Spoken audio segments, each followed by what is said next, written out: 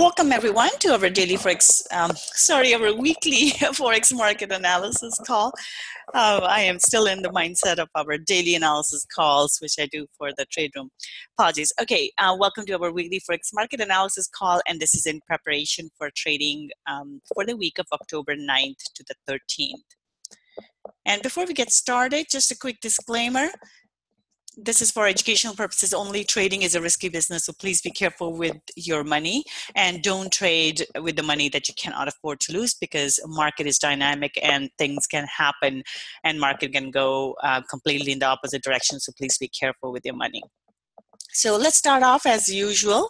We will start off by taking a look at our Forex Factory calendar here.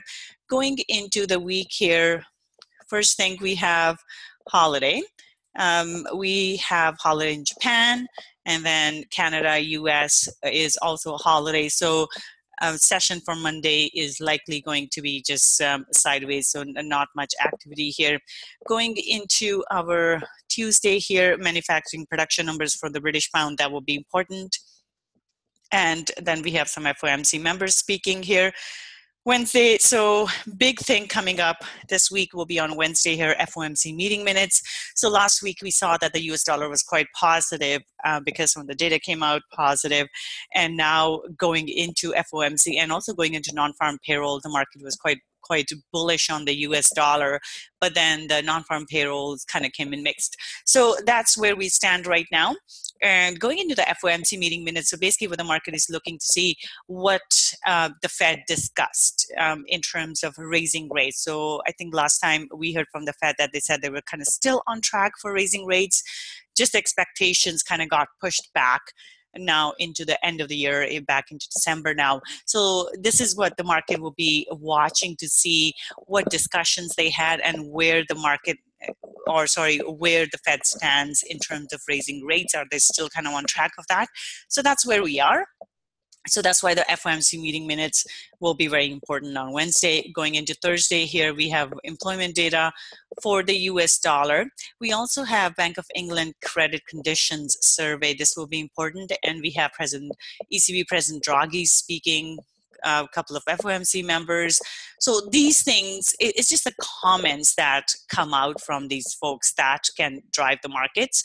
And usually when as the comments come out, you'll see a quick reaction in the market. So just kind of watch out for that when these people are talking, because sometimes market can just move in completely opposite direction as a result of this. We also have crude oil inventories for the US dollar. It will also impact the Canadian dollar here. And Friday is where we have a lot of data. CPI numbers. CPI is an inflation number. So CPI number is expected to go up.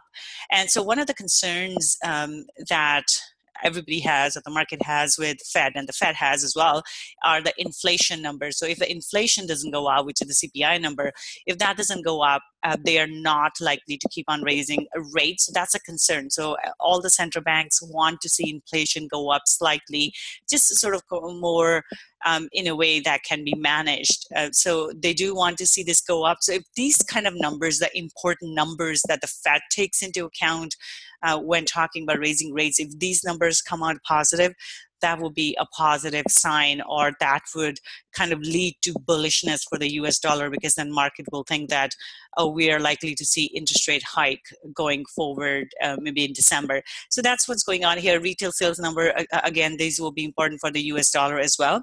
Here, consumer sentiment number will also be important, and then we have more FOMC members.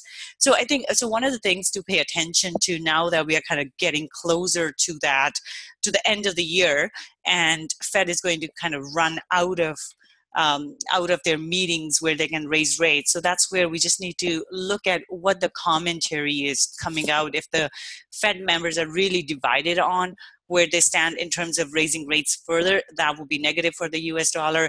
But if their commentary is positive, and we see a lot more Fed officials talking about how US can still take another interest rate hike, that will be positive. And also comments about the economy. If comments about economies are positive and the data comes out positive, that just means that market expectations in terms of interest rate hike will increase, which in turn will be positive for the US dollar. So that's what's going on in terms of our news. So let's move on to the charts now. So here we are. Oh, let's start with the euro dollar. So this is your US dollar weekly chart. In terms of our market move last week, we were looking for price to come down here. So it has come into this 1.1680 level, tried to breach it, but it has gotten pushed back up. So now this week, we still are in a downtrend, but we are into this important support and resistance level that the price is struggling with. It struggled with it over here, and now it's struggling with this level again. So it's very important to see what price does at this level. So in this case, the bias is still to the downside, but now we have to be a little cautionary because of this important support and resistance area. So in this case, I'm looking for price to come and test this level again. And if the level holds, then we can see the price go up higher. So it could do one of these. So we have to be careful with this one. So in terms of our bias being to the downside, what we need to see is break of this level, retest, and a drop into this next support and resistance level right over here. So the target for my target for this week is lower into 1.1600, and if that holds, if the price is able to break both of these levels, then we're going to be looking about this at this 1.1500 level. So now, since we have been kind of on the downside for the next 2 weeks, we just have to be a little bit more cautionary now, because we are getting into these support levels, and also we are getting closer to, we're into October now, and we are also closer to when ECB is supposed to announce their tapering of their asset purchase programs. So if they do announce the purchase of their, them cutting back their asset purchase program, that will be positive for the euro. So that's why Draghi's commentary becomes very important, because it will give us clues as to what ECB is thinking. So very important right now to pay attention to this, what central bankers are saying. But for now, just based on the technicals here, we're looking for a further drop into 1.1600 level, and then we'll see how the market reacts at that level. So the bias is bearish for now. Pound dollar here, big drop in this one. So we are into the next support and resistance level here. This is where we are at the moment. Very bearish weekly close, so we're looking for a further downside. And we've talked about this as we are getting into the fall. The Brexit negotiations are kind of back in the forefront now, and as a result of that, Brexit has always been negative for the British pound, right? So as a result of that, as the negotiations proceed, this will be negative for British pound, unless they can come up with some really favorable terms. So overall, just as what we have seen in the past, Brexit negotiations have not been that good for the British pound. So just keep that in mind. But we have had a big drop, which begs the question that will there be a retracement? So I would look out for a retracement before we see a further drop. But overall, this is bearish, and I'm looking for a further drop into this 1.2800 area. So this next support and resistance level. So my bias is bearish on this. Aussie US dollar here, we have seen price drop. We are into this big support and resistance level that we haven't, we haven't been here at this level since July, or even actually since May of this year. So we have seen multiple weeks of drop in Australian dollar, and now I'm still biased to the short side on this. I am looking for a further drop, but we could be challenged in this area, this 77.30 area where price is currently, the support and resistance area. So basically we could see a retracement and then a drop in this. So overall, my bias is to the downside, but we could have one of these, price goes up into this previous support and resistance area and then drops. So this is a type of the movement that I'm looking for, and looking for this inefficient candle to get filled now. So the bias is to the downside. 75.80 will be the target to the downside here. But do be mindful of all these pullbacks before price drops. New Zealand US dollar, this is bearish as well. We have finally broken below this one here. So we are bearish here, looking at further drop in New Zealand US dollar as well. Again, we are into support in a lot of these crosses, so be mindful of that. What that really means is that we are basically looking for price to retrace a bit before it continues. So kind of like this. Similar move to Australian dollar. Price could push back up into the 71.50-ish level and then drop further, but the bias is to the downside for New Zealand US dollar as well.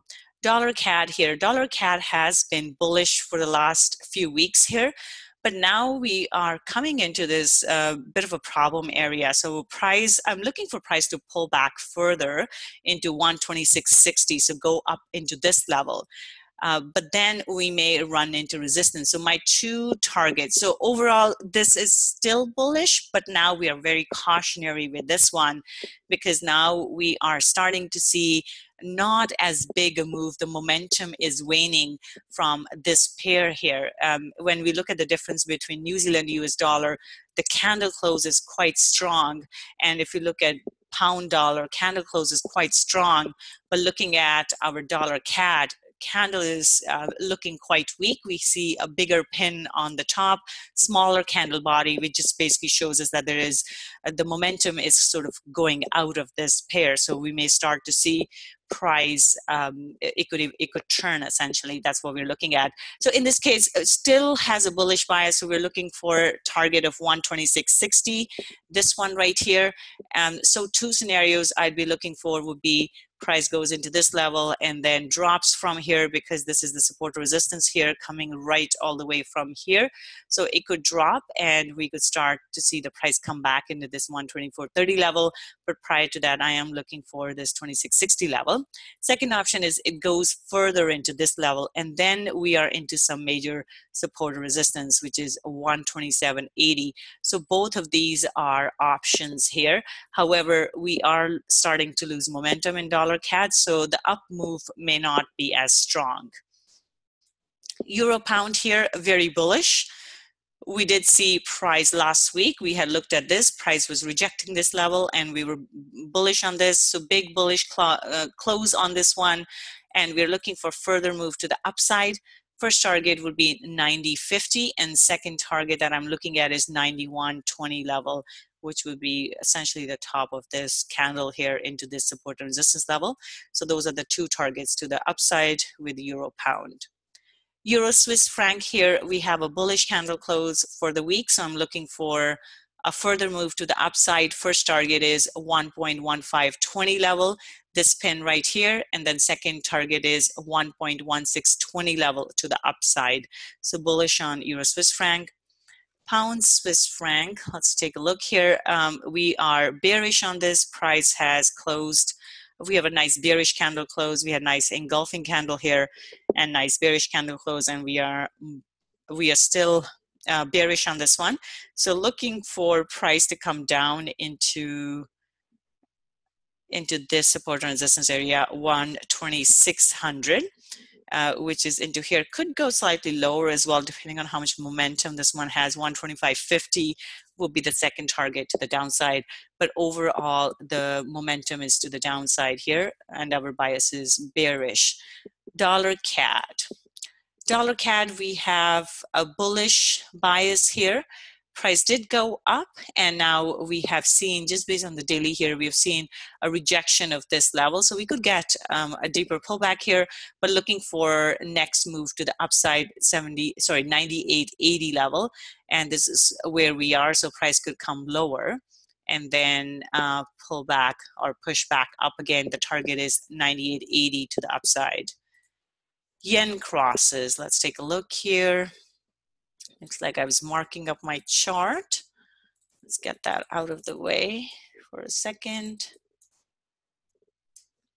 Okay, so the bias is bearish on this one. So I'm looking for price to come down into this 144.80 level. So my bias is bearish, looking for a further move to the downside into 144.80 level here. Euro yen, again, bearish close here. Now, it did get stuck on this previous level and price did not drop below. So that is cautionary. So overall bias is bearish and I'm looking for this move into 130.50 level. However, we do need to see the price clear this 130.180 level. So if the price does not clear that level, we could see a bounce back into this previous support and resistance level, and that could be the challenge here. So that's why even though the bias is to the downside, we do need to see a break of this 131.80 level. So I'm looking for a break, a push up into that level, and then a further drop. So just looking for a retest of that level from the underside, and then a drop lower. 130.50 will be the target to the downside, and if it yeah, so that's what we need to see. Break of this and next support and resistance level, which is 130.50 for euro yen. New Zealand yen, we had a big drop in New Zealand yen, and we are bearish on this. My target on this is 79.20 level to the downside, and then further into the bottom here, 78.20 level. So those are the two targets to the downside. Outlook is bearish. Aussie yen here, looking at our weekly chart.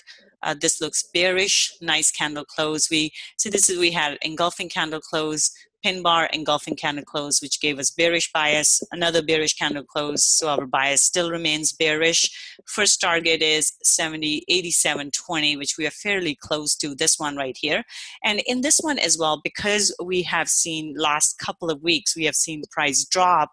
Now we have to be cautionary towards some of these crosses that have dropped a lot. When price keeps dropping week after week, we just need to expect retracements, because price doesn't just keep on dropping.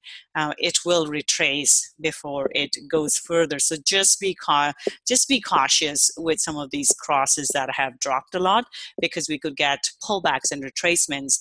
But overall, the first target is 87.20, second target 85.80 here.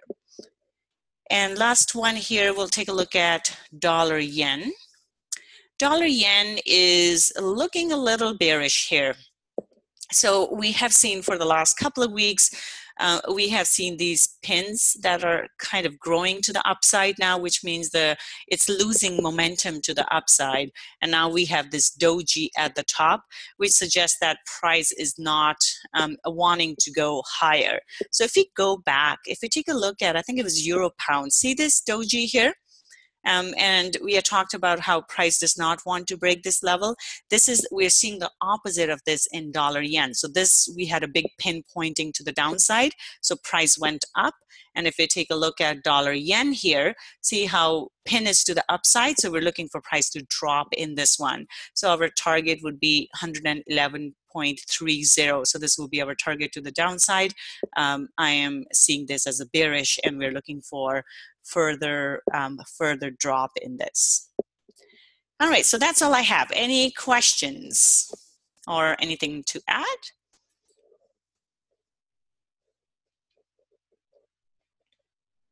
Okay, so sounds like there are no other questions. So perfect.